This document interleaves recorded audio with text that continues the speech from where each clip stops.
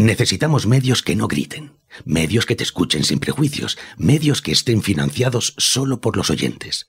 No esperes a otro momento. Hazte mecenas y únete ya a la Resistencia Cafetera. radiocable.com/mecenas.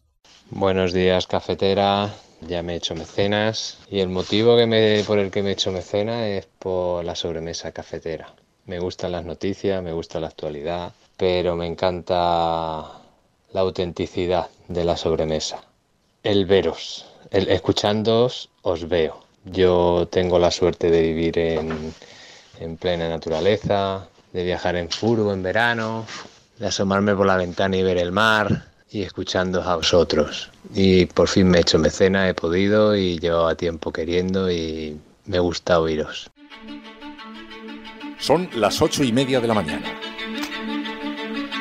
Las 7:30 en la Casa Museo de José Saramago. En Tías, Lanzarote. Buenos días, mundo. ¿Quieres un café? La cafetera. En el programa La Cafetera de Radio Cable la ha entrevistado Fernando Berlín en La Cafetera. durante 20 minutos en Radio Cable y dice todo lo que van a mañana escuchar. en La Cafetera de Radio Cable. Radio Cable, que ha conseguido una auténtica primicia, ha entrevistado esta mañana y ha conseguido situar esa entrevista y lo que le ha dicho en los titulares de todos los... Dirige Fernando Berlín. Cuidado porque con las cosas que había dicho, que yo le oí la grabación del programa de Fernando Berlín, que lo... Mire, yo parafraseando a Radio Cable, no estás sola. Soon it will be the 32nd freestanding, have 32 freestanding members standing together to defend our people and our territory. Наши оппоненты рассчитывали, что мы отступимся, сдадимся, но так не будет. 不要搞乱了欧洲，又企图搞乱亚太和世界。 Dice el portavoz de la extrema derecha que todos sabemos dónde nos encontrábamos esos días. Y es verdad.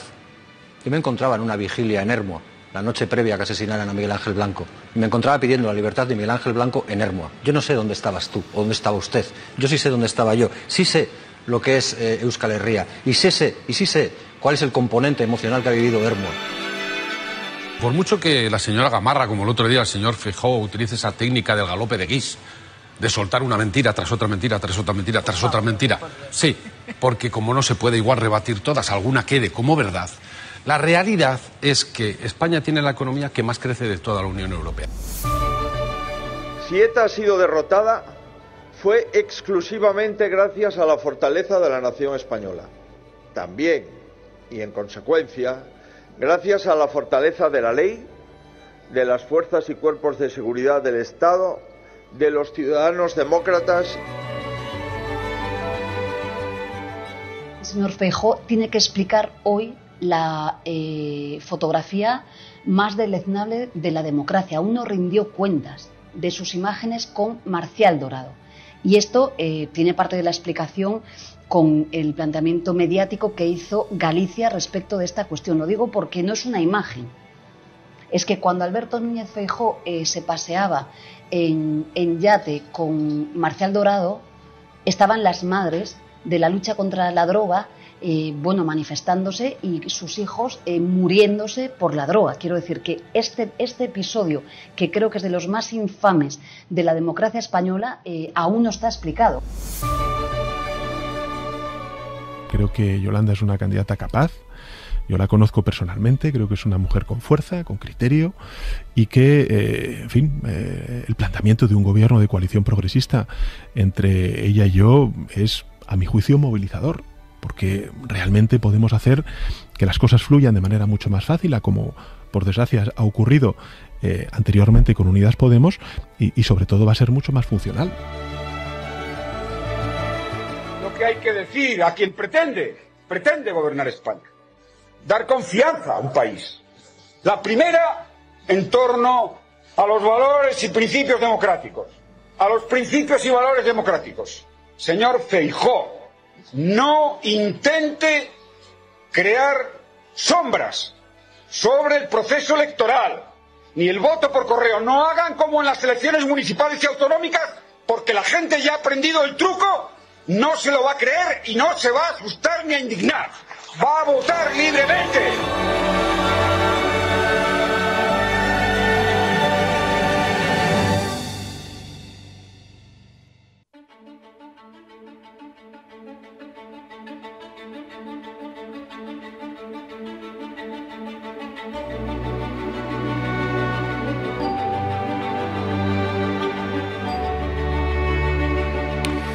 Muy buenos días, cafetera, bienvenidos una mañana más al programa, a este lugar donde nos damos cita cada día y que los viernes se convierten en un espacio donde, cocinado a fuego lento, este café hoy de puchero se presenta en una versión diferente al resto de la semana.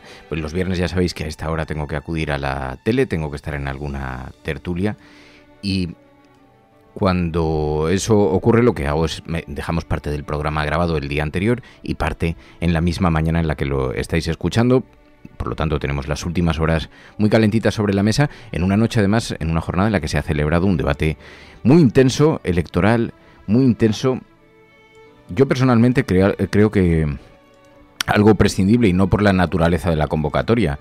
Está muy bien que hayamos podido ver en televisión al grupo de personas que representan a este país desde las autonomías. Era un debate a 7 de portavoces parlamentarios, pero cada uno pues elegido de alguna región española. Hubo bastante debate, bastante intenso, y Partido Popular y Vox exhibieron toda su sintonía contra el gobierno y sus aliados.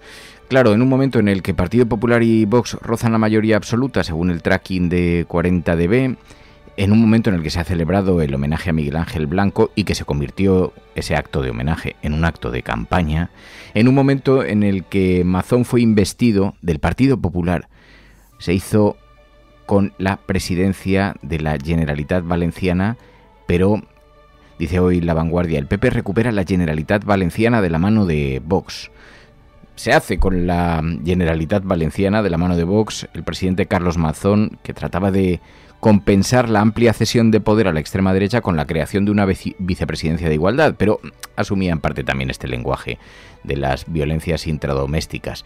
Ahora escucharemos algunos sonidos, algunos los habéis escuchado ya en la apertura del programa, y veremos cuál es el resumen de actualidad de noticias. Pero como os digo, un debate parlamentario, yo personalmente creo que el tono, el altavoz que se le da a la extrema derecha con un debate así es absolutamente prescindible. Esta es mi opinión. Debatir siempre es positivo, los demócratas bla bla bla bla bla, pero creo que la extrema derecha pueda decir en público, sin que nadie le corrija, hacer asociaciones entre delincuencia y migración y lanzar mensajes de odio en pleno prime time, esto tiene consecuencias sociales muy graves, además del altavoz que supone de propaganda política para ellos. Pero lo cierto es que nos dejó momentos, fijaos en uno de ellos, ha sido el momento más comentado de la noche, porque también se visibilizaron las contradicciones de esa extrema derecha que utiliza permanentemente el terrorismo como elemento de confrontación, incluso cuando ETA ya lleva una década fuera del panorama. Y escuchamos ayer un momento que se volvió enormemente viral en las redes sociales, porque el representante de la extrema derecha estaba señalando al independentismo vasco y Óscar Matute le contestaba. Dice el portavoz de la extrema derecha que todos sabemos dónde nos encontrábamos esos días. Y es verdad. Yo me encontraba en una vigilia en Ermua, la noche previa a que asesinaran a Miguel Ángel Blanco. Y me encontraba pidiendo la libertad de Miguel Ángel Blanco en Ermua. Yo no sé dónde estabas tú o dónde estaba usted. Yo sí sé dónde estaba yo. Sí sé lo que es Euskal Herria. Y sí sé cuál es el componente emocional que ha vivido Ermua. Y lo conozco muy bien. Y usted debería recordar o debería saber siquiera, ahora que ha viajado por el País Vasco, esa bonita región que dice usted, que en Ermua la segunda fuerza política es Euskal Herria Bildu y la primera fuerza política el Partido Socialista. Así que fue el zasca de la noche, decían en las redes sociales. ha tenido una gran notoriedad ese y algunos otros momentos que ahora podemos revivir si queréis, y así os hago una fotografía sobre la celebración de ese debate parlamentario. Bueno, en un día en el que arrastra todavía el debate sobre correos, sobre el voto por correos, la fiabilidad del procedimiento, la fiabilidad del proceso puesta en duda por Alberto Núñez Feijóo, siguiendo la doctrina más pura del trumpismo. Los medios de derechas se apuntan a lanzar toda suerte de debates en torno a la impecabilidad de ese proceso. Hoy en el periódico ABC dicen más de 1 millón de votos por correo sin repartir a 3 días de que acabe el plazo legal. La empresa pública asegura que ya ha entregado 1,5 millones de los más de 2,5 solicitados y una vez recibido se podrá ejercer el derecho hasta el día 20. No sé si estáis vosotros en esa situación, poco a poco se va entregando el voto por correo, pero hay una paradoja que nos contarán las portadas de los medios conservadores. Hoy en el periódico La Razón. Críticas contra correos por apurar los plazos para entregar papeletas. Insisten en la teoría de la conspiración de Alberto Núñez Feijóo. El voto por correo está tomando visos de convertirse en la gran polémica de las elecciones generales del 23 de julio, pero si ya lo intentaron en las autonómicas. Por cierto, a esto se ha referido precisamente el expresidente José Luis Rodríguez Zapatero. Lo escuchábamos. Lo que hay que decir a quien pretende gobernar España. Dar confianza a un país. La primera, en torno a los valores y principios democráticos. A los principios y valores democráticos. Señor Feijóo, no intente crear sombras sobre el proceso electoral, ni el voto por correo. No hagan como en las elecciones municipales y autonómicas, porque la gente ya ha aprendido el truco, no se lo va a creer y no se va a asustar ni a indignar. Va a votar libremente. Ha aprendido el truco, ya sabemos cuál es. Eso decía Zapatero, ya nos lo hicieron pasar así durante las elecciones autonómicas y municipales. Lo hemos visto también cómo se ponía en duda también la fiabilidad del sistema de voto por correo durante el proceso electoral norteamericano lanzado por Donald Trump, intentando con un doble objetivo. En primer lugar, poner en cuestión el resultado electoral si no le es favorable y por otra parte movilizar a su propio electorado. Bueno, luego han surgido un montón de teorías también, que no son menores. El sindicalista de correos que ha lanzado la hipótesis conspiranoica, en las propias palabras de Núñez Feijóo, el único amigo comunista del líder del PP. Y en segundo lugar, ¿sabíais que hay más voto por correo de izquierdas que de derechas, según el CIS? Esta es hoy la portada de Infolibre. El pucherazo sin sentido del voto por correo que denuncia Feijóo perjudicaría a la izquierda que lo pide más. Es lo que hemos visto hoy en los datos que publica el CIS. Así que esta loca teoría lanzada por Núñez Feijóo, en todo caso a quien estaría poniendo en peligro son a las formaciones de izquierda. Pero han abonado la tesis de que Correos tiene interés instigado por Pedro Sánchez para que los votos no lleguen a tiempo y mientras tanto incluso José Pablo Ferrandiz, el director de opinión de Ipsos, decía en Infolibre: las personas que han solicitado votar por correo, entre un 12 y un 14% del total, tienen un perfil más de izquierda. Así que de todas las teorías de la conspiración que se han colocado en la mesa, esta que ha abonado el Partido Popular y Alberto Núñez Feijóo se sostiene bastante poco, especialmente sabiendo que Núñez Feijóo dirigió del año 2000 al 2003 la empresa pública. Así que resulta verdaderamente grotesco e inquietante que ande instalando esta teoría de la conspiración, porque como decíamos ayer, entonces, ¿qué tenemos que concluir? Que conoce, que sabe de prácticas en correos que puedan traducirse en esto. El caso es que es uno de los temas que inevitablemente acompañan esta mañana las portadas de los periódicos. Está colocado en las mismas, pues una nueva mentira lanzada en plena campaña electoral. Son muchas cosas, porque además ayer coincidió con el homenaje a Miguel Ángel Blanco, y esto se convirtió también en protagonista de la jornada electoral. Claro, imaginaos el Partido Popular chapoteando en el debate de la banda terrorista ETA. Ocurrió una cosa. En esta contradicción en la que vive el Partido Popular, ayer admitió por primera vez que por fin no existe ETA, que ha sido derrotada. Dice que ha sido derrotada por la sociedad, por las víctimas, no por el gobierno socialista, pero admite por fin indirectamente que ETA ya no existe. Si ETA ha sido derrotada, fue exclusivamente gracias a la fortaleza de la nación española. También, y en consecuencia, gracias a la fortaleza de la ley, de las fuerzas y cuerpos de seguridad del Estado, de los ciudadanos demócratas y sobre todo de víctimas. Casi 900 asesinatos, más de 10.000 heridos. Así que en ese reconocimiento del partido, no es que importe mucho porque a su electorado, yo creo que cuando se decían todas estas cuestiones de que ETA sigue viva y está en las instituciones y todas esas cosas, a su electorado le da lo mismo que sea verdad, que sea mentira, que sea una medio verdad, una falsedad completa. Bueno, el caso es que escuchábamos precisamente a Óscar Matute dirigiéndose al representante de Vox.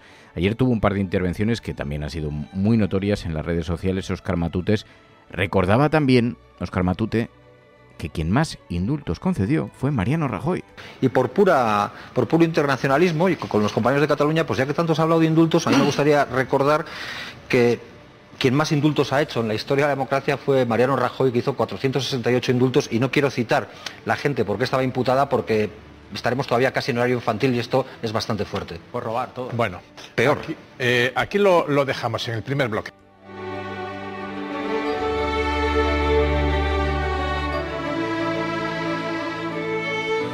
Bueno, pero mientras tanto, preocupación en el Partido Popular por tener que compartir su victoria si se da con Vox. Preocupación porque siempre es mejor gobernar en solitario que, en palabras de los representantes del Partido Popular en Valencia, andársela chupando a alguien de Vox.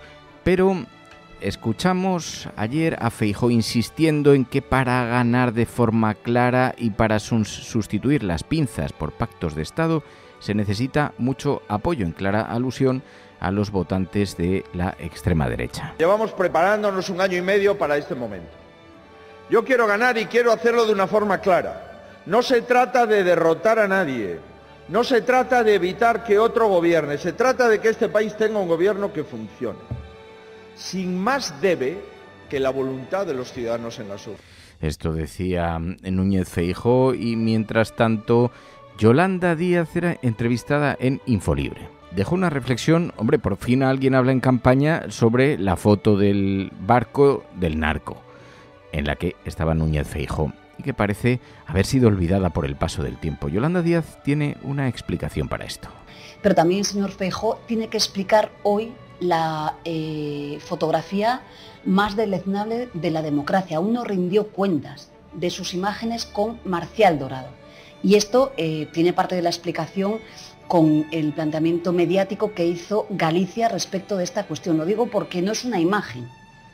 Es que cuando Alberto Núñez Feijóo se paseaba en yate con Marcial Dorado, estaban las madres de la lucha contra la droga, manifestándose, y sus hijos muriéndose por la droga. Quiero decir que este episodio, que creo que es de los más infames de la democracia española, aún no está explicado en el día de hoy, y lo tiene que explicar el señor Feijóo, sobre todo si quiere ser presidente del gobierno. Porque en efecto es uno de los capítulos sobre los que la actualidad ha pasado página de forma sorprendente, que diría Mariano Rajoy. Y el caso es que esto, que es un asunto que tiene una cierta gravedad, pasa inadvertidamente en una campaña electoral. Alguien que tuvo vínculos con un narcotraficante se presenta a presidente de gobierno, y aquí no pasa nada.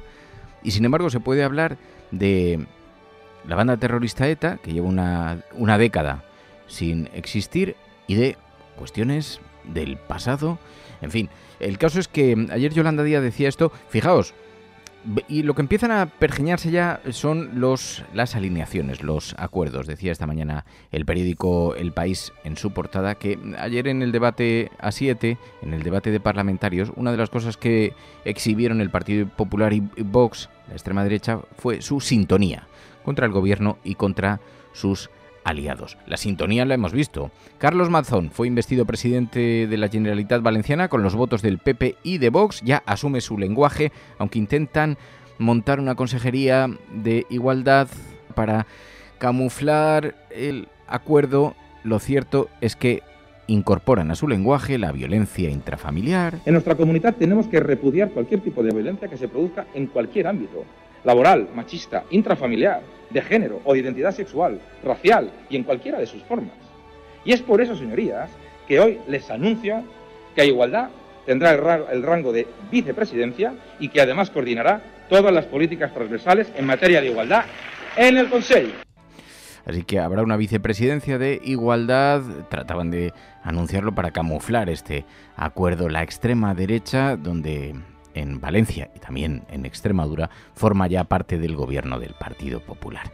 Bueno, a quien escuchábamos ayer precisamente también fue al presidente del gobierno, Pedro Sánchez, entrevistado en la cadena SER, donde elogió a Yolanda Díaz con estas palabras. Creo que Yolanda es una candidata capaz.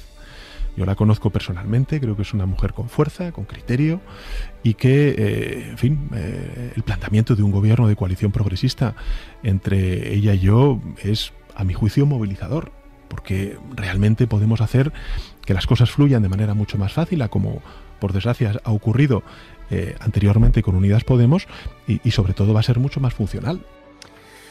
Que las cosas fluyan mejor de lo que fluyeron con Podemos, decía Pedro Sánchez.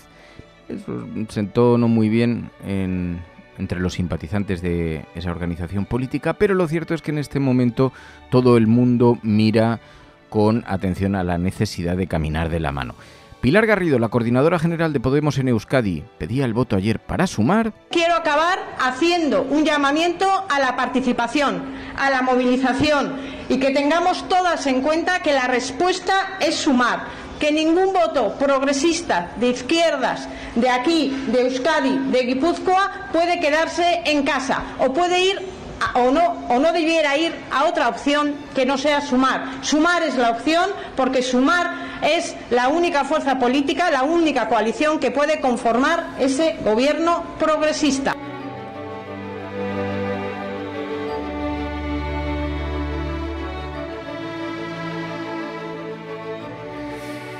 Así que ya lo veis, así está repartidas las cartas en el juego electoral. Pero como decía, los acuerdos ya los da por hecho todo el mundo y se habla abiertamente de eso.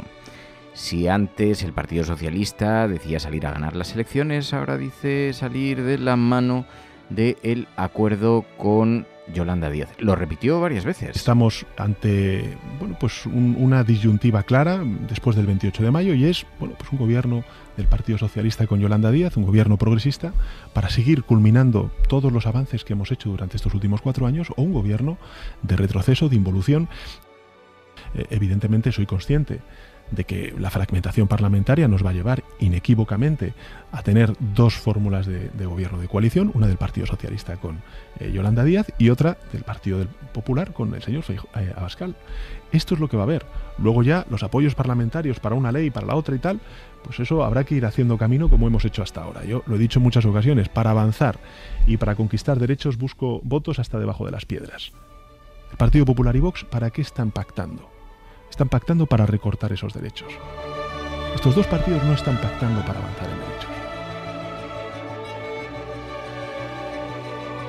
Así que defendía esa alianza. Y también escuchamos a Yolanda Díaz con Susana Griso en Antena 3. Decían en las redes sociales que tras esta contestación, tras esta crítica sobre el debate que tuvo lugar entre Pedro Sánchez y Núñez Feijóo, quien ha ganado el debate en diferido ha sido la propia Yolanda Díaz. ¿Por qué? Escuchad esta respuesta. Es que España no estaba en ese debate. Nuestro país no estaba en ese debate. Es un debate repetido. Es el peor debate de la democracia y es un debate repetido. Es un debate que mira al pasado, 2 hombres discutiendo sobre cosas de políticos. No estaban los problemas de la ciudadanía. Este es el problema, solamente hubo ruido, interrupciones y hasta, si me permiten, mala educación. No hubo una propuesta para nuestro país. Y déjeme decirle también que vi a un señor Feijóo mintiendo reiteradamente con todos y cada uno de los datos que mostraba. O miente o es adolece de una profunda ignorancia. Pero es muy grave que una persona que quiere ser presidente del gobierno mienta ante la ciudadanía española. Y esto es lo que ha pasado a todos los datos. Hemos hecho verificación y en todo caso hubo medias verdades señora Griso, por parte de ambos. Señora Griso, le puedo candidatos. garantizar que yo estaba allí, no votaron a favor de la revalorización de las pensiones. El Partido Popular en este mandato no ha votado a favor de los ERTE. Si es por el Partido Popular hoy, señora Griso, las empresas españolas, 550.000 y 3.600.000 trabajadores y trabajadoras, hubieran visto cómo su vida se descuartizaba. No han votado a favor. Se lo dice alguien que ha hecho 18 grandes acuerdos sociales con la patronal. No han votado a favor de la reforma laboral.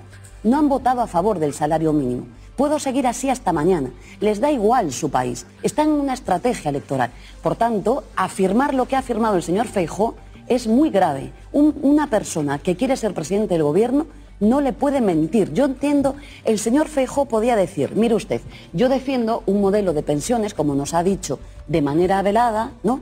Pues que, bueno, que alargue la edad de jubilación, pues que privatice las pensiones, quiero caminar hacia un sistema mixto. Y yo estoy dispuesta a discutirlo con él. Yo defiendo el modelo constitucional, artículo 50 y 41 de la Constitución española. Pero no ha hecho esto, señor Feijóo. Ha engañado a la ciudadanía, dando datos que son falsos. Una parte de esos datos, señora Díaz.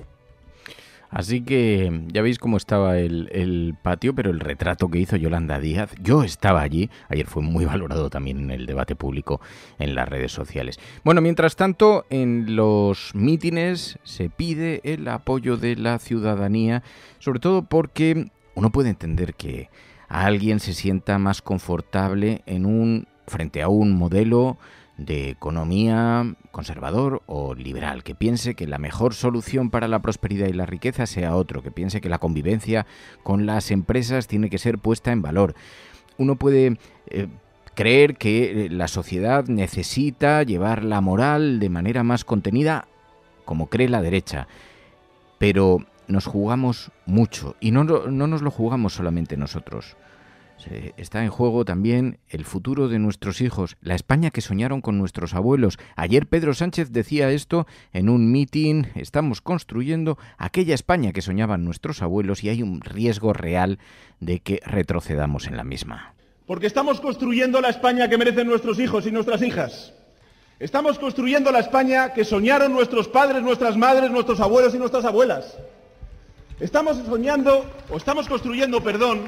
una España donde los jóvenes puedan salir adelante en base a su mérito, a su esfuerzo, a su talento, a la solidaridad de la sociedad española y no por el apellido que tengan, como nos ha dicho Pedro.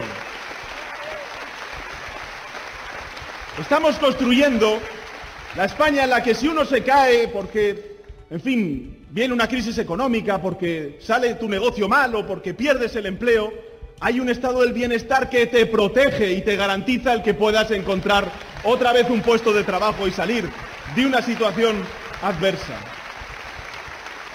Estamos construyendo la España en la que nuestras mujeres, las mujeres españolas, puedan salir a la calle libres y seguras y en igualdad de condiciones. Estamos construyendo todo eso y fijaros, esa España no es una promesa electoral, no es una utopía. Llevamos 5 años construyéndola. ¿Merece o no la pena luchar por ella el próximo 23 de julio? Así que pedía así el voto Pedro Sánchez y mientras tanto también... Bueno, ayer escuchamos cosas muy interesantes porque vimos a Otegi en una entrevista en Público.es en el que Arnaldo Otegi recordaba las dificultades que tiene la izquierda para conformar un discurso. Dice que eso sucede porque a la izquierda le han secuestrado, entre otras cosas, el término de la patria.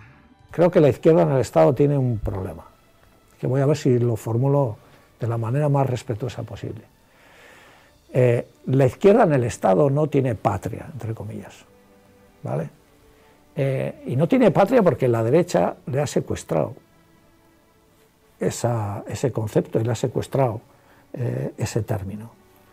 Porque la patria en España ha sido, digamos, nacionalizada, expropiada por la ultraderecha y la derecha. Esa patria tiene un rey, no es republicana. Esa patria tiene una bandera, que no es la republicana. Esa patria tiene la defensa de la unidad de España con todos los elementos a su disposición, incluido la utilización de la violencia si es necesario.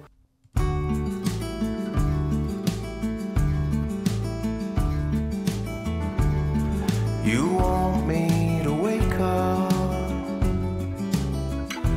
but I'm strangled in my sleep. Bueno, pues en las portadas de los periódicos esta mañana en el ABC, el 23% del voto de Podemos se va al PSOE, dice el periódico conservador ABC. La fuga de sufragios de Díaz a Sánchez se acelera en la última semana, dice ese periódico. Se estaría produciendo un trasvase de votantes hacia el Partido Socialista de Pedro Sánchez desde los votos de Podemos. Mientras, en La Razón, además de estas críticas contra Correos por apurar los plazos para entregar las papeletas, en su portada los socios de Sánchez presumen en el debate de imponer la agenda al gobierno. Gamarra ataca a Pachi López con la ley del solo sí es sí y los pactos de los independentistas, dice el periódico La Razón en la portada, mientras Feijóo afirma que el futuro de España no puede ser impuesto por quien aplaudió el asesinato del edil de Ermua, el líder de los populares. Dice que prohibirá por ley que los terroristas sean candidatos. Lleva este asunto el periódico La Razón en su portada.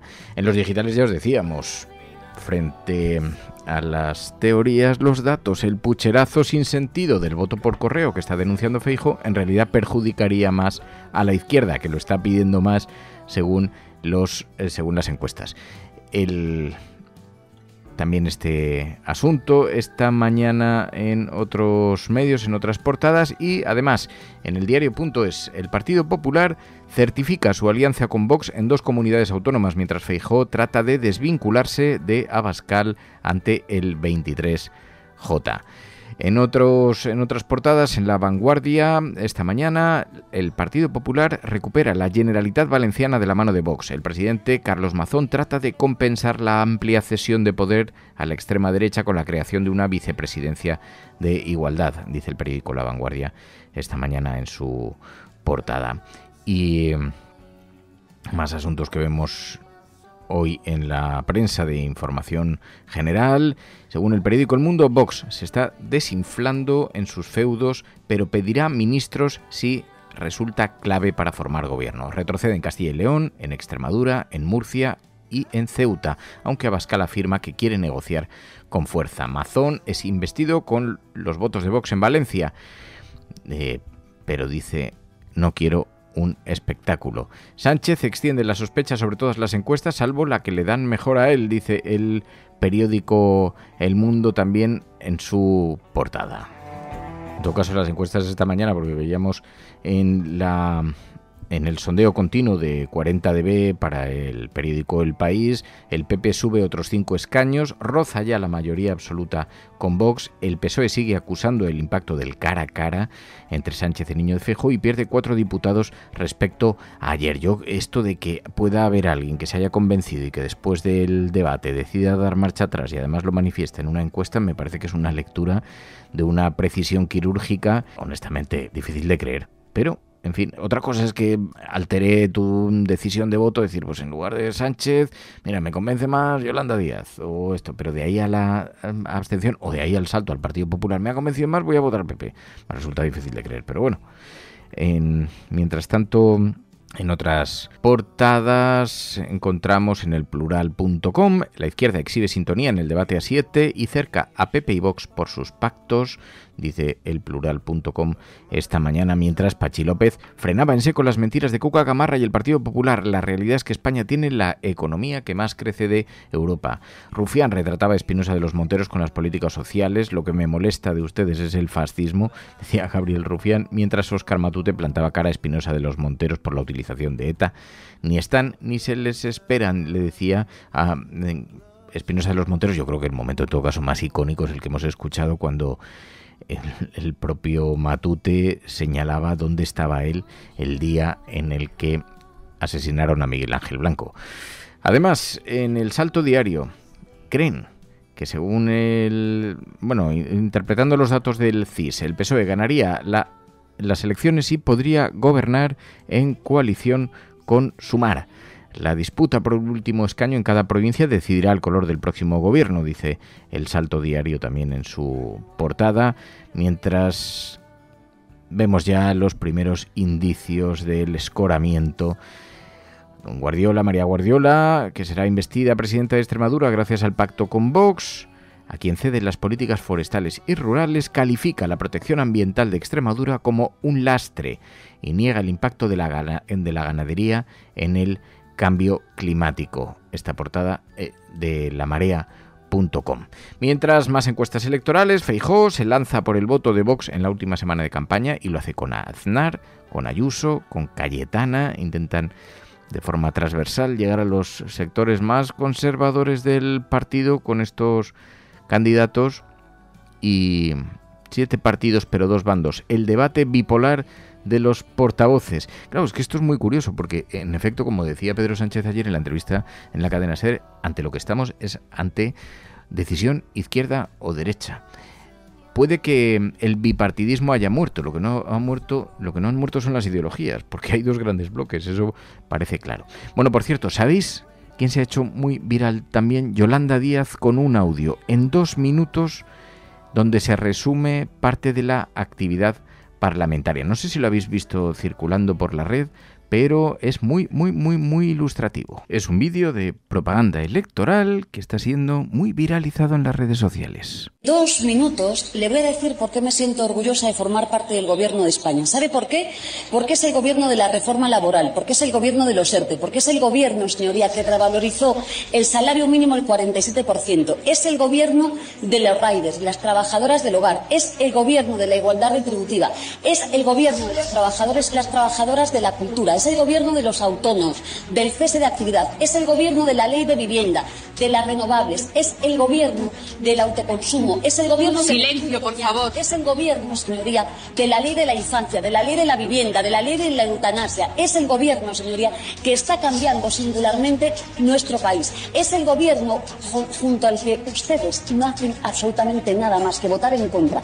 Es el Gobierno que sí ha derogado el despido por absentismo que ustedes han recurrido, porque quieren exactamente que los trabajadores y trabajadoras vayan a trabajar enfermos. Es el Gobierno, señoría, que ha agravado el impuesto a las energéticas y a la banca. Es el Gobierno que por primera vez le ha bajado las rentas del IRPF a los trabajadores con rentas inferiores a 21.000 euros, señoría. Es el Gobierno que está trabajando por este país y con una extrema derecha y una derecha radicalmente en contra del bien común. Mire, señoría, y por terminar, es el Gobierno con el que ese país que soñaba Mariano Rajoy, hablaba el Partido Popular de aquella España que pudiera alcanzar 20 millones de ocupados. Señoría, hoy España tiene 20,8 millones de ocupados. Y ya le digo yo aquí que vamos a alcanzar 21 millones en lo que va de año. Y lo vamos a hacer siguiendo gobernando. Y ustedes lo van a seguir viendo desde la oposición, porque jamás van a alcanzar el gobierno de España. 2 minutos para recordar la intensa actividad parlamentaria de esta legislatura. Bueno, vamos a hacer una cosa, vamos a hablar ya de internacional, la manera en la que han recogido en las portadas y en los medios de comunicación internacionales noticias sobre España. Hablaremos también de series aquí en La Cafetera, hoy con Pedro Ballín y con Ana Pastor vamos a hablar de Ted Lasso, ese entrenador de fútbol que se ha hecho con las audiencias, 3ª temporada ya de Ted Lasso. Conversaremos con un gran fan de esta serie, con Pedro Ballín. Y luego hablaremos de videojuegos, Metal Gear Solid 3, con Enjoy the Silence, nuestro oyente. Esto es La Cafetera.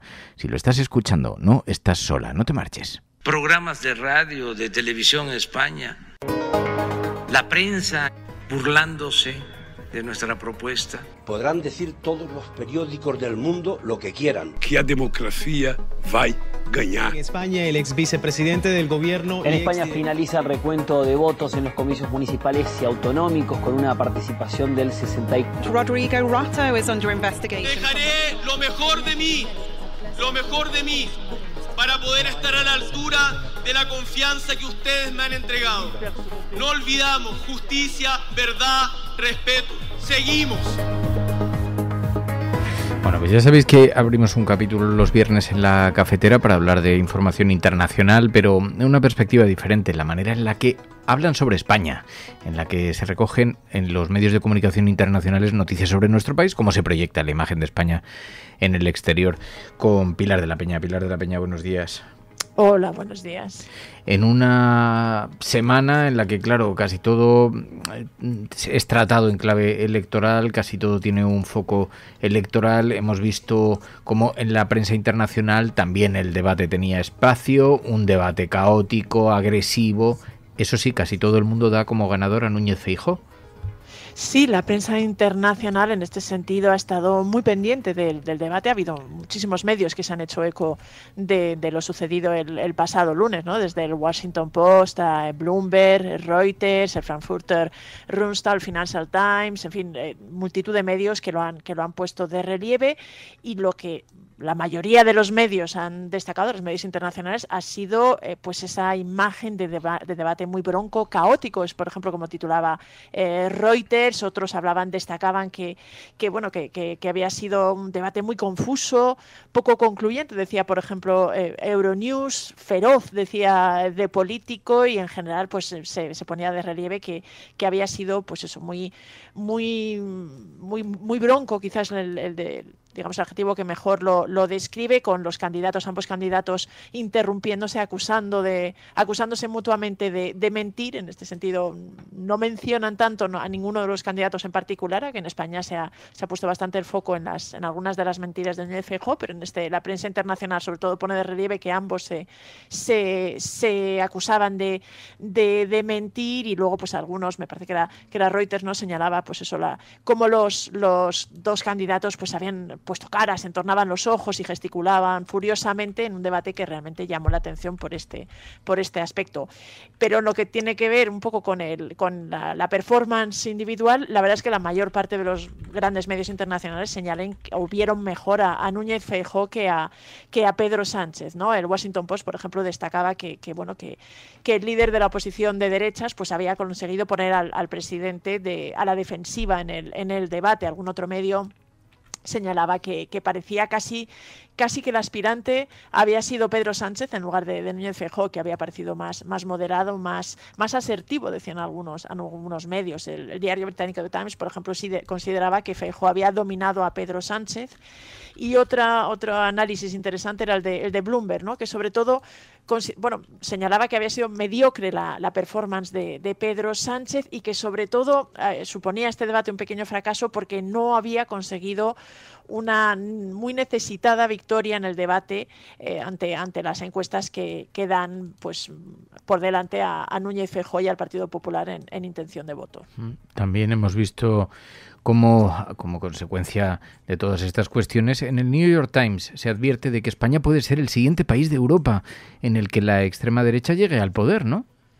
Sí, es uno de los asuntos que más se destaca en los medios internacionales al hablar de esta campaña electoral y de estas elecciones del 23 de julio, ¿no? Esa perspectiva que haya un pacto y que la extrema derecha vuelva al poder en España, en un país como España, con la historia de la dictadura franquista, es algo que realmente les llama, y es uno de los aspectos que más se destaca. Y en este sentido, el último artículo del New York Times pues pone especialmente de relieve esta situación.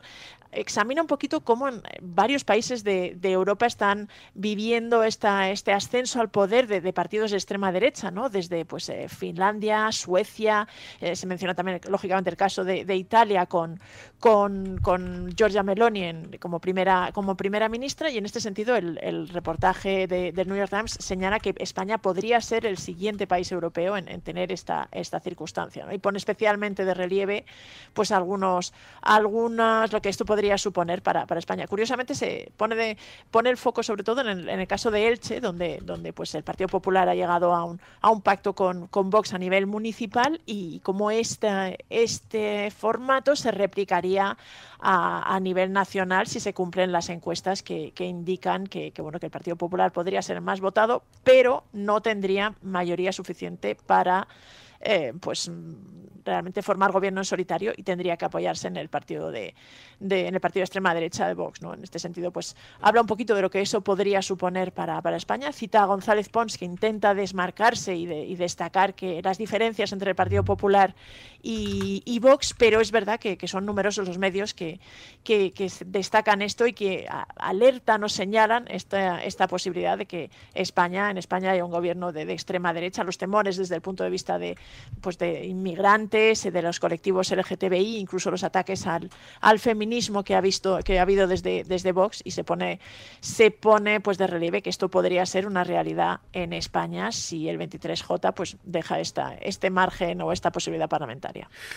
Y también en la misma onda dice el Washington Post que la tormenta política vuelve a agitar las tensiones independentistas y que pueden ir a más si gobierna el Partido Popular y Vox.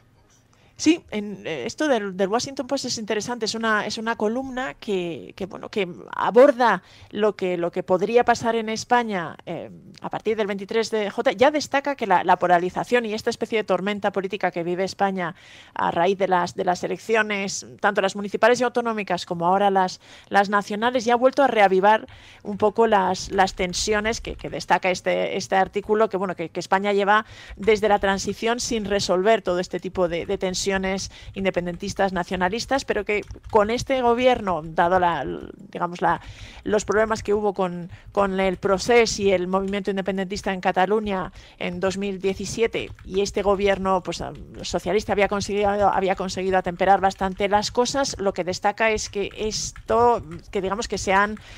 han renacido un poquito estas tensiones y alerta además que si se cumplen las encuestas y hay un gobierno del Partido Popular, probablemente se volverían a salir a la superficie y podría realmente volver a condicionar la retórica. Dice que pasaría incluso si gobierna únicamente el Partido Popular en solitario, pero mucho más si lo tiene que hacer de la mano de Vox, ¿no? Porque en este sentido ambos partidos, que es lo que destaca este artículo del Washington Post, han señalado la necesidad como de sofocar el sentimiento independentista tanto en Cataluña como en el País Vasco.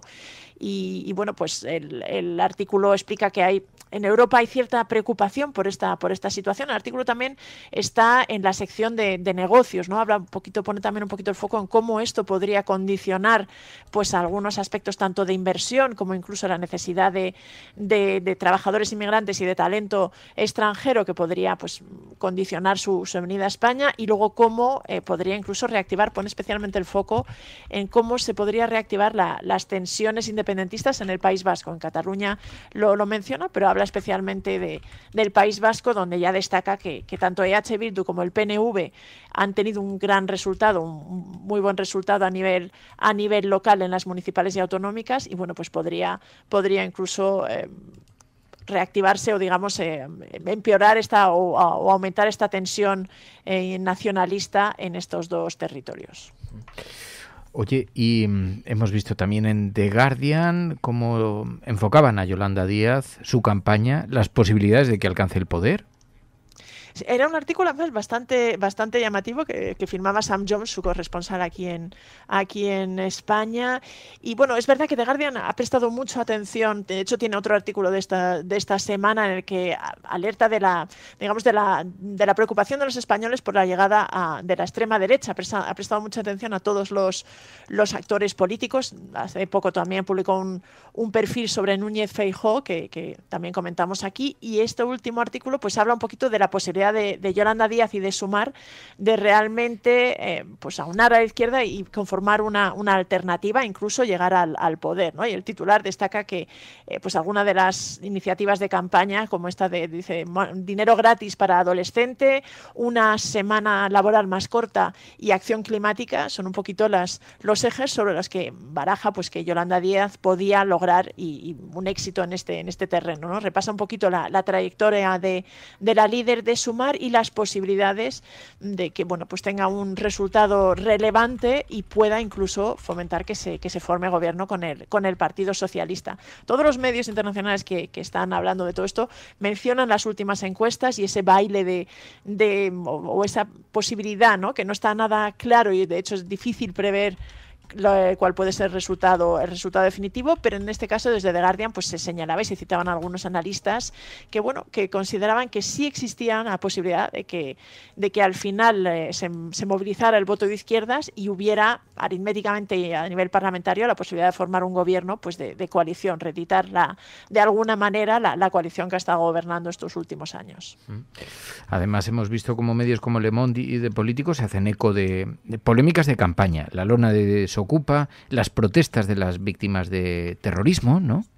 Sí, la verdad es que son dos de los medios internacionales. En general, la mayor parte de la prensa internacional habla más de las grandes cuestiones, ¿no? Pero, por ejemplo, The Politico le dedicaba un reportaje a la denuncia de Consuelo Ordóñez y de otras víctimas del terrorismo por esta utilización por parte de la derecha de su dolor, de su imagen, y para intentar politizar y buscar algún tipo de ganancia en esta campaña electoral, ¿no? Ponía de relieve que esto había sido uno de los asuntos que estaba generando bastante debate y detallaba un poquito pues tanto el uso de esta eslogan que te vote chapote y cómo había irritado a numerosas víctimas de terrorismo, en particular a Covite y a algunas asociaciones en esta línea. Y Le Monde, por ejemplo, el primer diario francés, se fijaba en esta polémica por la lona que Desocupa había desplegado en Madrid y que realmente pues con un discurso muy agresivo amenazaba con enviar o con desalojar a Pedro Sánchez de la Moncloa, y como era uno de los asuntos que también había generado bastante polémica, y había protagonizado numerosos titulares en España. También fuera de la campaña electoral hemos visto otras noticias. Varios medios internacionales se han hecho eco del informe de Caminando Fronteras, que estima en 1000 los migrantes muertos intentando llegar a España en el año 2023, Pilar. Sí, la verdad es que es un informe de esta ONG que monitoriza un poco todos los intentos de llegada a España y que denuncia esta situación.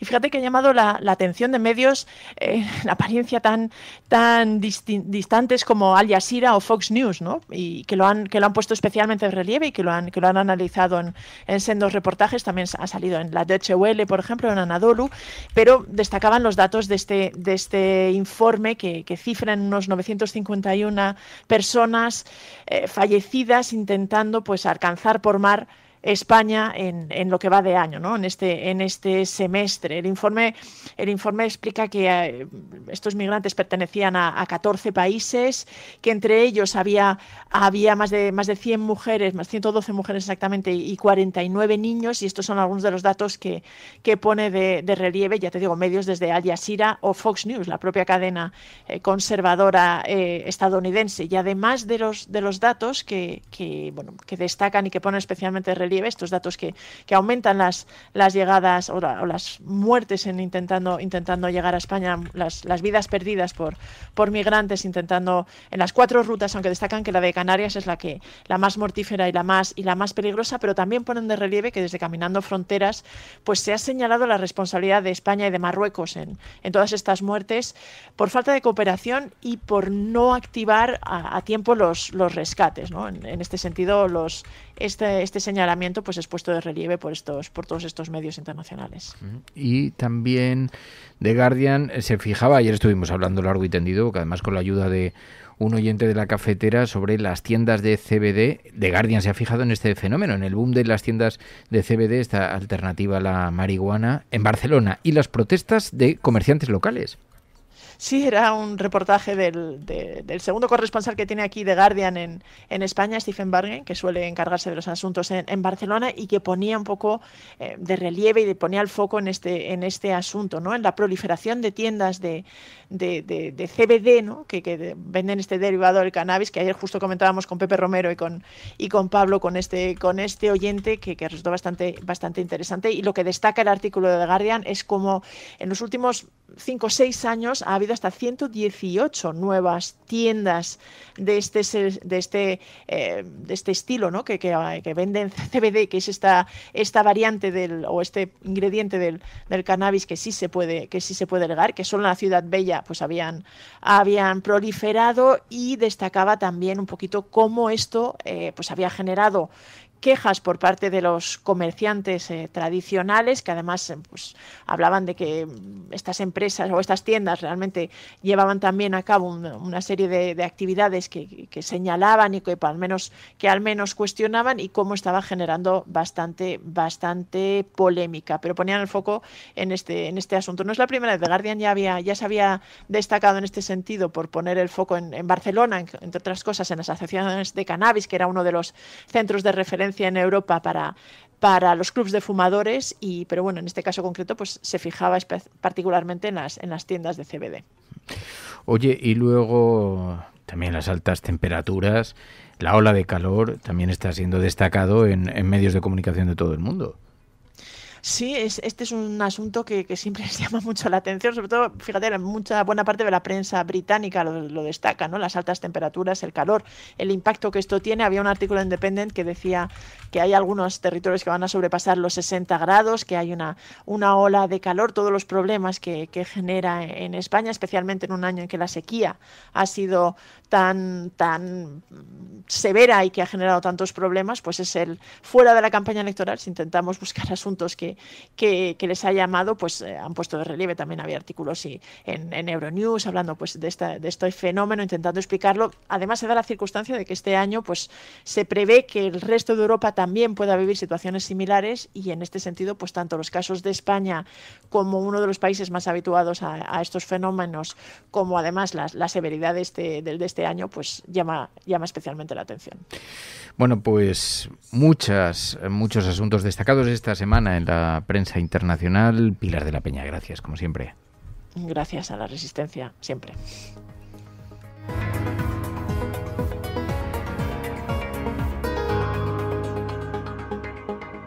Los oyentes de La Cafetera sostienen este programa. Hazte mecenas y únete ya a la Resistencia Cafetera. radiocable.com/mecenas.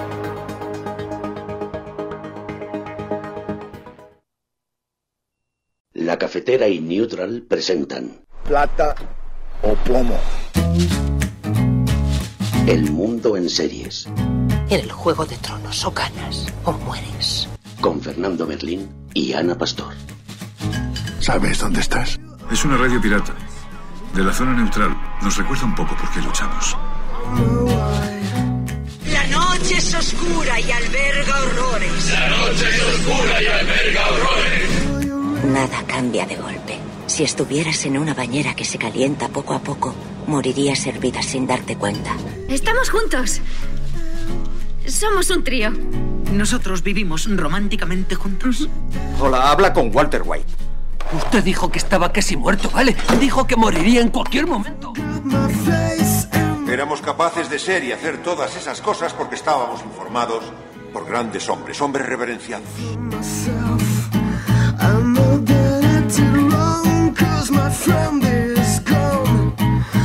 Plata o plomo, el mundo a través de las series de televisión, de las películas, de los documentales, con Ana Pastor, Neutral. Ana Pastor, buenos días.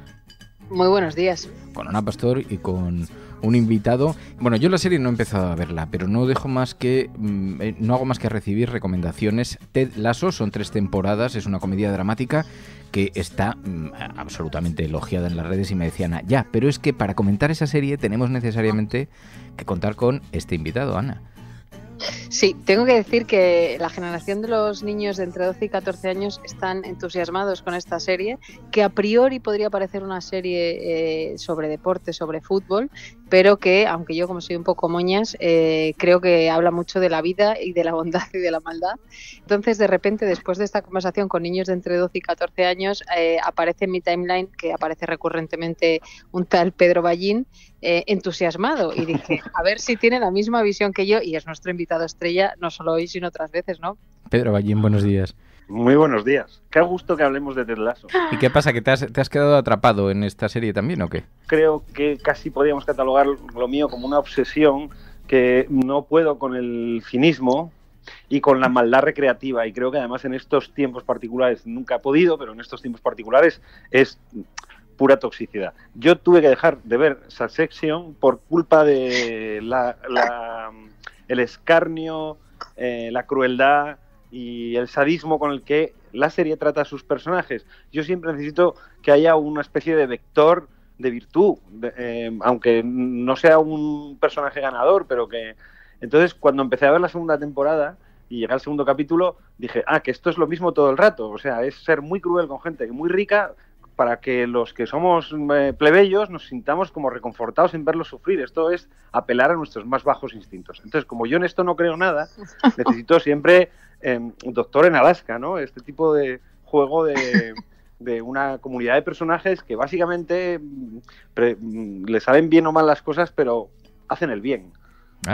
O sea que estamos hablando de una serie que podría ser calificada. No estaba yo muy alejada de Ballín, Fer. No, o sea, él es brillante y dice maldad recreativa, que me encanta el concepto para hablar de Succession. En este caso sería bondad también un poco recreativa. Así que estamos hablando de una serie por primera vez en este programa amable. Es algo más que amable. Yo diría que es una serie que es todo cariño. Estás despedido. ¡Qué bromista! Y voy a rescindir lo que te queda de contrato.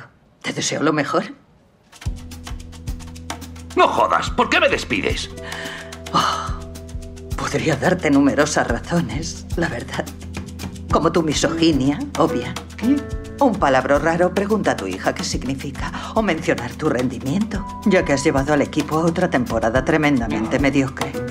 O que te empeñas en ponerte esos pantaloncitos que me obligan a ver uno de tus cojoncillos. Ahora el otro. Lian y Noel. Pero no son un oasis. En fin, George, te despido, porque ahora soy la dueña y no me caes bien. Fuera de mi vista, gordo imbécil. ¿Cómo es la sinopsis? Un club de la segunda división de la liga inglesa que se lo queda en el divorcio la mujer de un millonario que ha sido abandonada por el marido, por una chica más joven, y que decide, para hacerle daño, hundir al equipo una vez que se lo queda en el reparto de divorcio. Y entonces se trae a un entrenador de fútbol americano, que es Ted Lasso, convencida de que si contrata a alguien que no conoce ni las reglas del deporte, de cómo se juega el fútbol, pues va a hundir el equipo. Y ese es el plot de arranque. Y a partir de ahí Ted Lasso es un buen tipo que con su bondad diría que redime a todos los personajes de esta serie, ¿no? Sobre el fútbol, que es una serie muy sobre fútbol porque está abordada con un conocimiento profundo de qué significa, por lo menos en la tradición inglesa, ¿no? El amor por unos colores que a lo mejor nunca han ganado nada importante, este tipo de cosas. Pero básicamente es la historia de un tipo que quiere hacer bien su trabajo, que no se siente puesto en ridículo, aunque su contratación sea en sí misma una broma pesada, y que trata de hacer las cosas bien y cambia la vida de todos a su alrededor. Sí, yo creo que tiene mucho de esa pureza del deporte bien entendido. Me encanta la contraposición, es verdad, claro, allí dice Succession frente a Ted Lasso, también en esto, ¿no? Este es un marciano, es un tipo muy buena gente que aterriza en un lugar del que no sabe nada, pero que además está rodeado de tiburones. Frente a la pureza del deporte se encuentra también con la dureza de los aficionados que le desprecian, le cantan en la grada barbaridades, y el tipo no solo no pierde la sonrisa, sino que lo encuentra como una oportunidad para intentar enamorarles, ¿no? Que es una zumbada completamente, porque tienes a una grada entera insultándote. No sé si es Ballín piel de rinoceronte, es esa coraza porque tiene esa bondad y que piensa que puede acabar enamorándolos a todos de verdad. Hay un punto en el que es casi místico, diría yo, casi tendríamos que buscar en la tradición de la antigüedad o incluso en los mitos religiosos, que es vuestra capacidad para hacer el mal es completamente inofensiva para mí. Yo ahí me siento profundamente identificado por lo bien que me lo paso en redes sociales cuando me maltratan, ¿no? Cuando sacuden. Es como esa sensación de sí, yo ya sé que crees que me has dicho lo más gordo y que ahora me voy a ir llorando a un rincón y a contarle a mis seres queridos estoy hundido hoy. Esta forma en la que Lasso gestiona pues esto, no solo cómo la grada trata de humillarle, sino algunos personajes que en un momento dado, como el que luego será su ayudante y su rival como entrenador más adelante, que es un tipo al que trata muy bien y que le devuelve las traiciones de la vida. Claro, tratándole muy mal, y él digamos que es el único que no percibe lo tremendo de esa traición, porque él se siente inmune a ella. Es una bondad desarmante, ¿no? De alguna manera. Exacto. Es como que convierte vuestras balas en gominolas, de alguna manera. Y esto es desconcertante también para los que están a su alrededor, ¿no? Incluido su ayudante, que viene con él de Estados Unidos, Bert, que es un personaje maravilloso, una especie de resurrección de Christopher Lloyd, diría yo, ¿no? Y claro, es un mensaje en este momento muy radical y muy, casi diría, contracultural. Estamos hablando en todo caso de una comedia, ¿no? Sí, una comedia un poco, creo, fíjate, no hacía yo la comparación al azar con Doctor en Alaska, que volví a ver hace poco con un poco el temor de pensar que habían pasado mal los años por ella, pero salvo la primera temporada que se ve un poco más naif, en realidad la serie conserva, que la reestrenó Filmin, conserva todos sus valores intactos y tiene ese mismo tono es una comedia ligera, no es una comedia de grandes carcajadas, aunque yo me he reído muy a gusto con ella, pero sobre todo es como este tono suave de comedia ligera, amable, de espacio confortable, ¿no? De esto escribieron mucho en su momento Jordi David y Xavi Pérez, de cómo las series tradicionales eran más un lugar que una historia, es decir, como el concepto tradicional de series eran, hasta hace poco, capítulos que terminaban donde empezaban, es decir, capítulos autoconclusivos y con un muy leve progreso de la acción. Una serie era un sitio donde tú ibas porque te sentías confortable allí, ¿no? Y esto creo que todos lo hemos experimentado con Friends o con, yo qué sé, con Frasier, que tú no piensas en la historia que te está contando, piensas en volver a ese apartamento, ¿no? Volver a disfrutar de esos personajes y de ese sitio, de ese lugar. Pues creo que Ted Lasso consigue esto, que tú ansíes un nuevo episodio para volver a habitar ese mundo, para volver a estar en ese lugar que es divertido, pero a la vez tremendamente amable, que es muy emotivo, que es, no sé, es como un espacio cariñoso. El lugar, en todo caso, en la plataforma es Apple TV, ¿no? Sí, y luego es una serie perfecta para ti, Fer. Yo cuando tú me pides series amables, por eso me desconcertó un poco que la apariencia de tipo duro que tiene Ballín, de repente yo me encontré en mi timeline, bueno, que lo es, no es apariencia, es que es un tipo duro. Soy un angelote. Recomendaras una moñada que sabía yo que a Fer le iba a gustar y que nos iba a poner de acuerdo a los tres, que tampoco es tan habitual, o sí. No, pero... y sí, porque es una serie de ternura frente a barbarie de vida cotidiana, no digo de Juego de Tronos, sino de vida cotidiana, ¿no? Entonces, y luego hay otro punto que me gusta, Ballín, no sé si estás de acuerdo.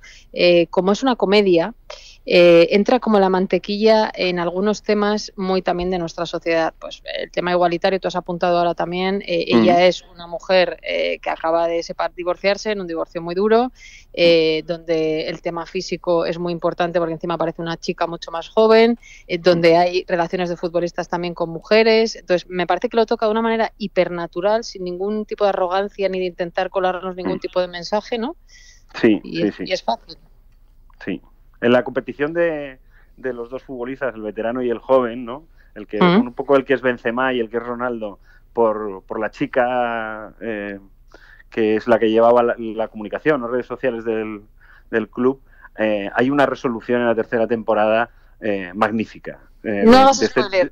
No quiero hacer spoiler, pero esa historia se puede resolver de muchas maneras y es totalmente contraconvencional lo que hace, ¿no? Para resolver esa historia. Me pareció maravilloso y una forma muy sutil de estar muy a los tiempos. Creo que fue pensada como una serie directamente de 3 temporadas. Cuando se anunció la tercera temporada, todo el mundo lo acogió con mucha alegría y se llegó a pensar, habrá más temporadas, pero creo que los creadores dicen que fue pensada solamente como un arco de estas 3 partes separadas. No sé si son muy diferentes una de otras, porque estaba viendo que precisamente fue muy bien recibida en la última temporada, como, no sé si un cierre que conectaba perfectamente los elementos anteriores. ¿Es posible? Sí, bueno, entre otras cosas el protagonista, que también es productor y creo que ha sido también coescritor de la serie, el protagonista Jason Sudeikis, el actor, ya ha dicho que él no vuelve. Entonces están pensando creo que están barajando la posibilidad no de una continuación,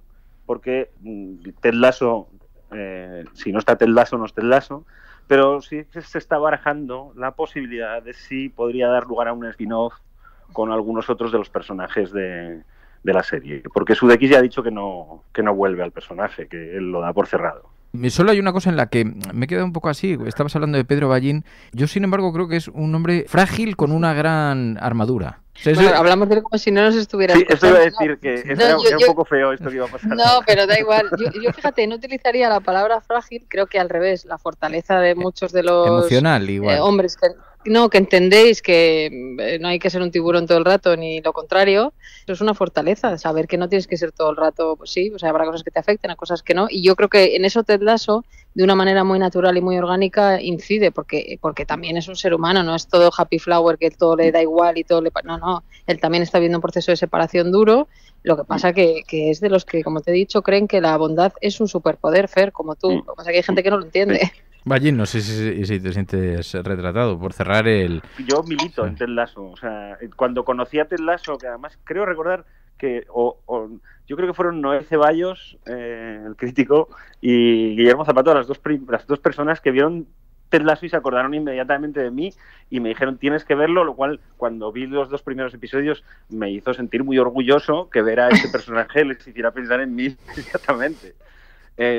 Y quería añadir una novedad que introduce la serie que me parece muy importante en la construcción dramática de los deportes.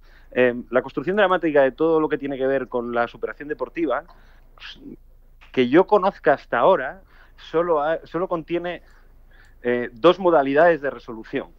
Y no voy a hacer spoiler, que son la del triunfo, a pesar de todo, la del triunfo improbable, la del triunfo del pequeño, del David contra Goliat, ¿no? El épico, ¿no?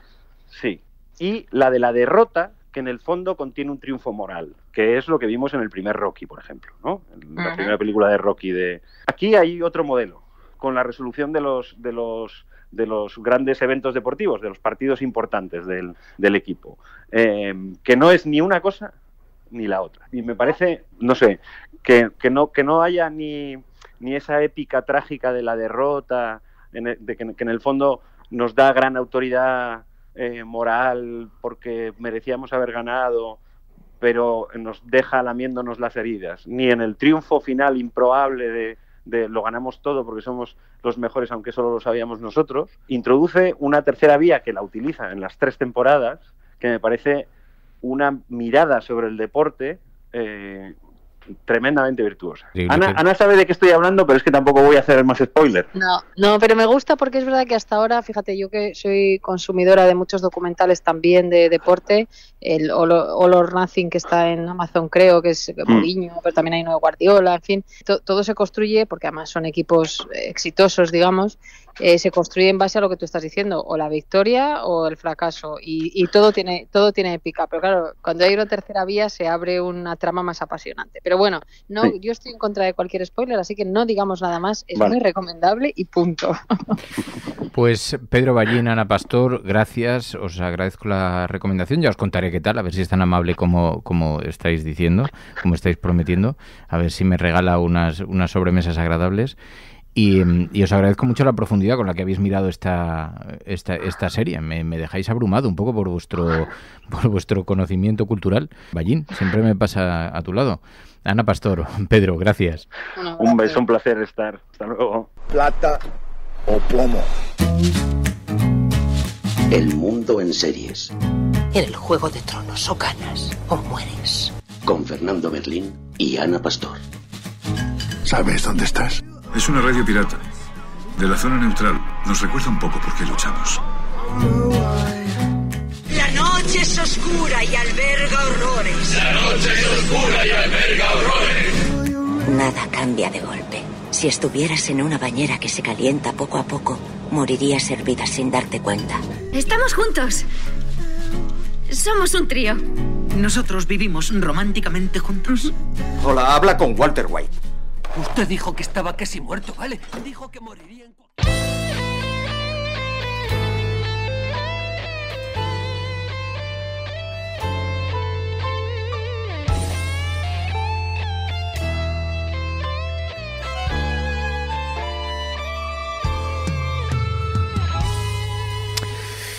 Y los viernes de videojuegos, los viernes de entretenimiento, ya sabéis que hablamos de series, también de esta nueva forma de entretenimiento que es la digital, con títulos, presentándoos títulos, aproximándoos a algunos aspectos de este mundo, y lo hacemos de la mano de los oyentes. Hoy con Enjoy the Silence. Enjoy the Silence, buenos días. Buenos días a todos los cafeteros y cafeteras.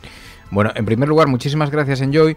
Hoy además con un título, el Metal Gear Solid 3. Se ha anunciado además un remake del 3 hace casi 2 meses, y es una saga que tiene, en fin, un nombre ya que habla por sí solo, ¿no?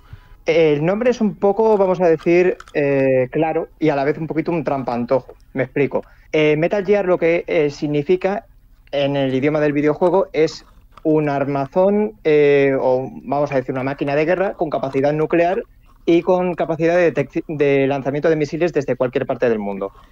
No deja de ser sino un mecha, como lo conocemos habitualmente, y en realidad no va estrictamente de esto la saga, es decir, no va estrictamente de evitar un conflicto nuclear al uso, que es la típica historia de cualquier película o de cualquier argumento de espionaje o de película de los años 80 o 90. Por ejemplo, 007, de hecho es un poco, Metal Gear Solid 3 es un poco parodia del 007 y de Rambo.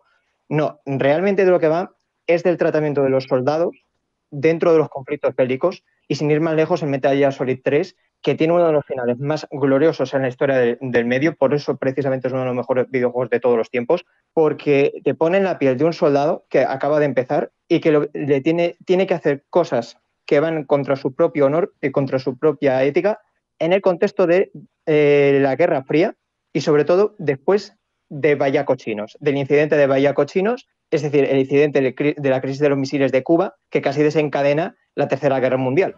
O sea, realmente toda la saga de Metal Gear siempre ha girado en torno al aspecto más filosófico en determinados temas que quería tratar, y además siempre ha sido una saga capaz de adelantarse a la actualidad. Y sin ir más lejos, tenemos el Metal Gear Solid 2, que ya predijo lo que iba a pasar con las redes sociales 20 años antes de la situación actual, con la desinformación y los bulos y determinados mensajes que se lanzan a través de las redes. Estamos hablando de una saga que aborda, es bélica, ¿no? Aborda la guerra desde la perspectiva de un soldado. Eres un soldado, ¿no? Sí, en realidad eres 2 soldados, y esto hay que matizarlo porque no puedo revelarlo por tema de spoilers, pero en realidad eres 2 soldados en 2 líneas temporales, pero que realmente es la misma historia, solo que lo vas a ver desde cómo se conecta a través de ambos.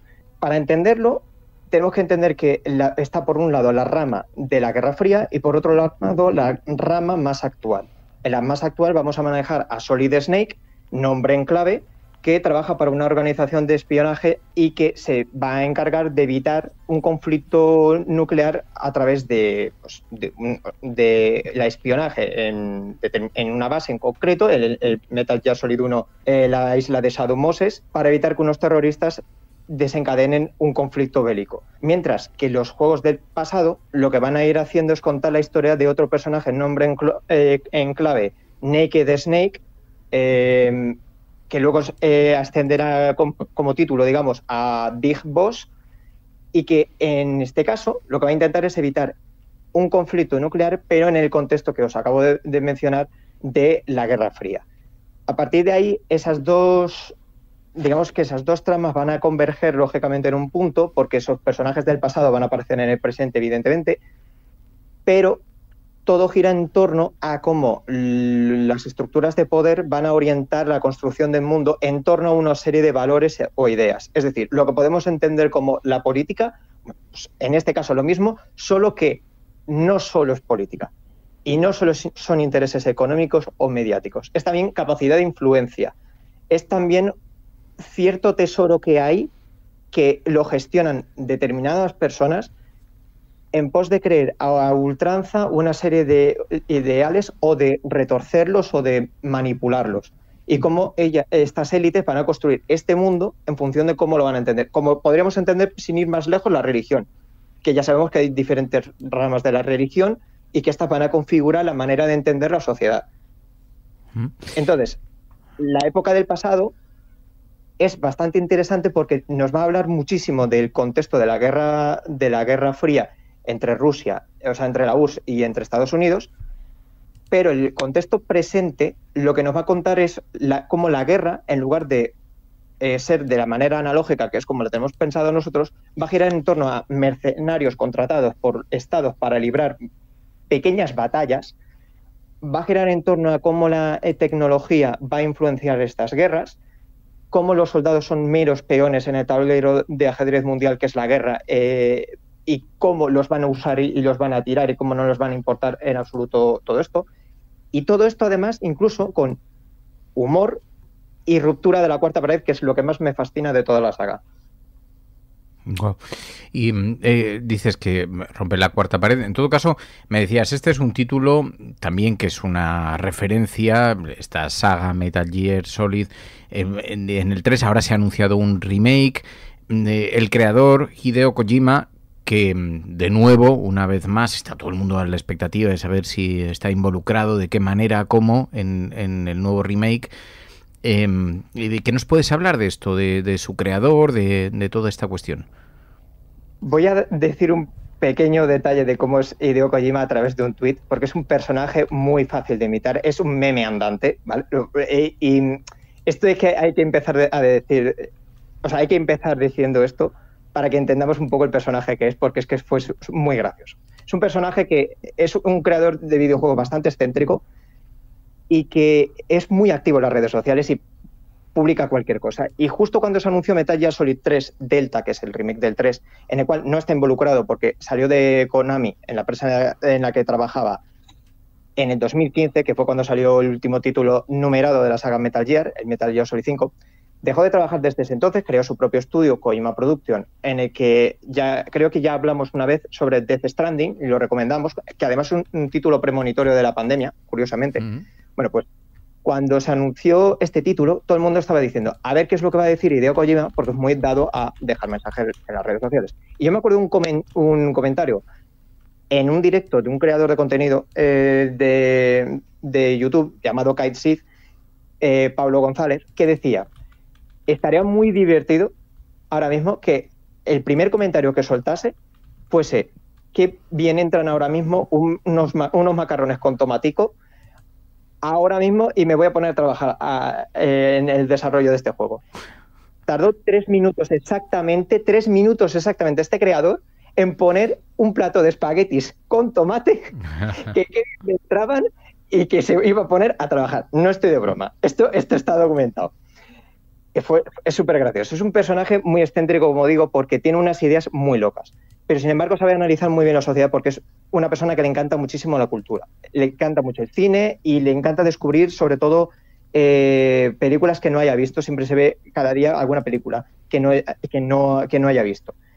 Y en que entendáis un poco lo excéntrico que es, desarrolló un videojuego llamado Botkai para Game Boy Advance en, si no recuerdo mal, 2003-2004, uno de esos 2 años, que el cartucho tenía detector de luz solar.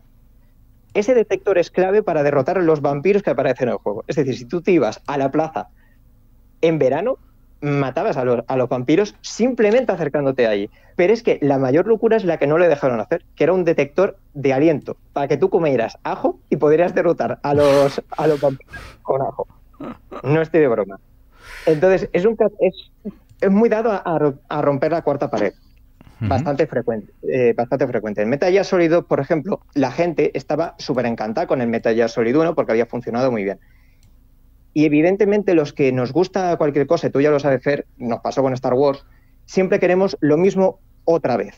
Siempre queremos que las secuelas sean muy parecidas a lo que ya nos gusta. No queremos salirnos de nuestra zona de confort. Bueno, pues ¿qué fue lo que hizo Kojima?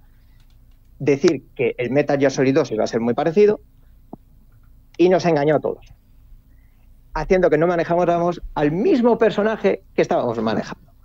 Esto sentó muy mal en la comunidad de Metal Gear, pero lo hizo aposta porque todo el mensaje giraba en torno a cómo los creadores son los únicos dueños de sus productos, de lo que ellos consumen.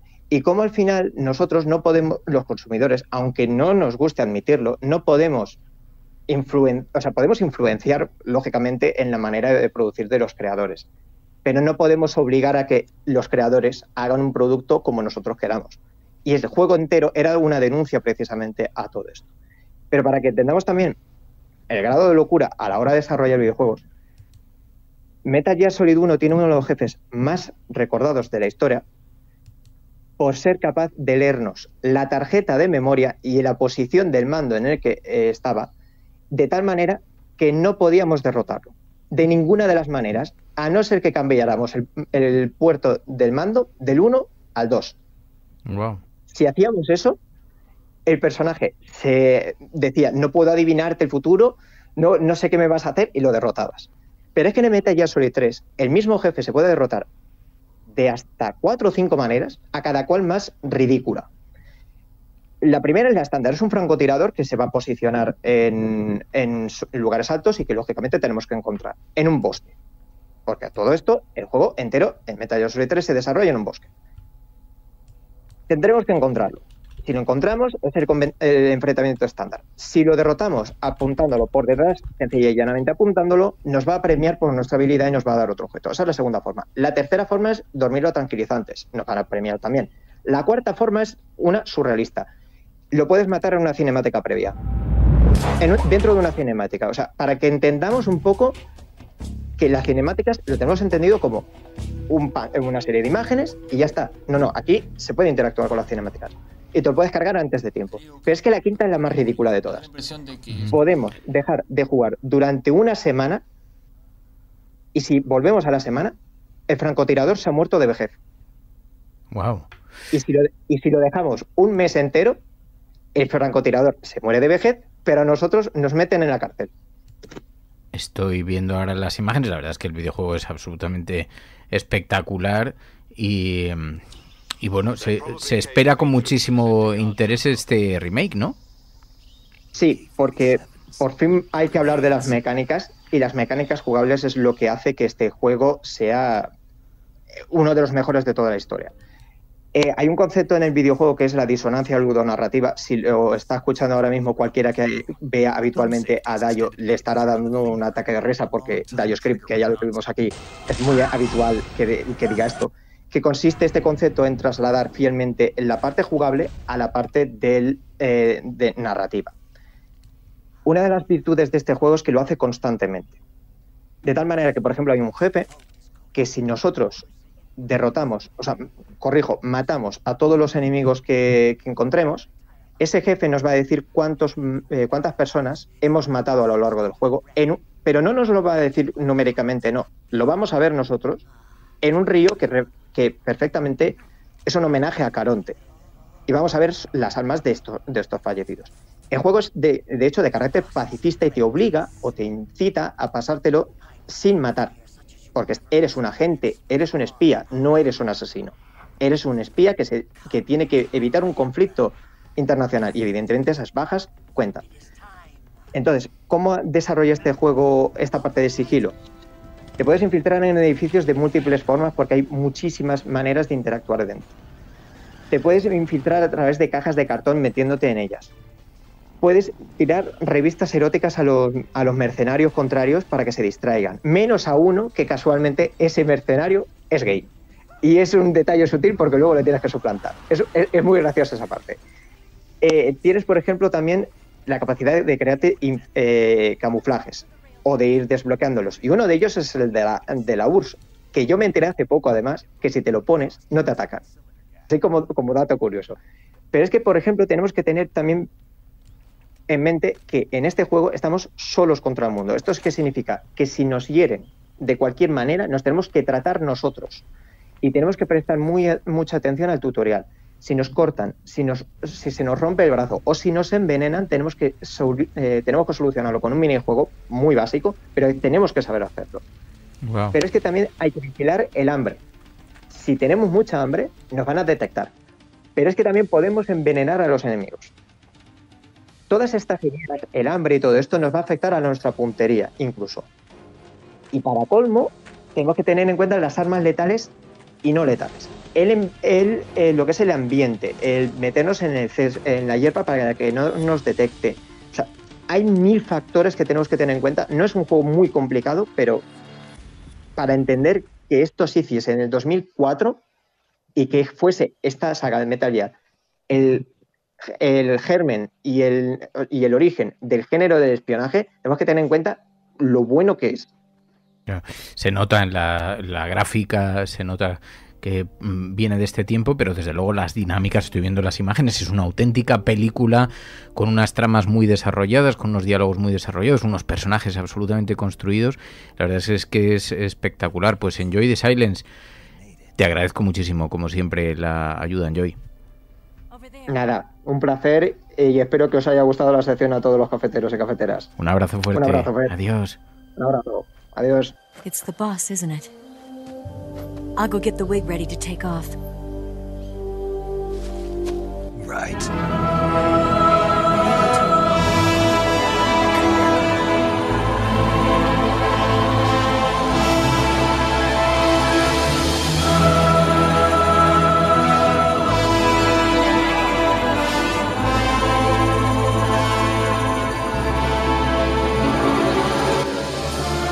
Los oyentes de la cafetera sostienen este programa. Hazte mecenas y únete ya a la resistencia cafetera. radiocable.com/mecenas.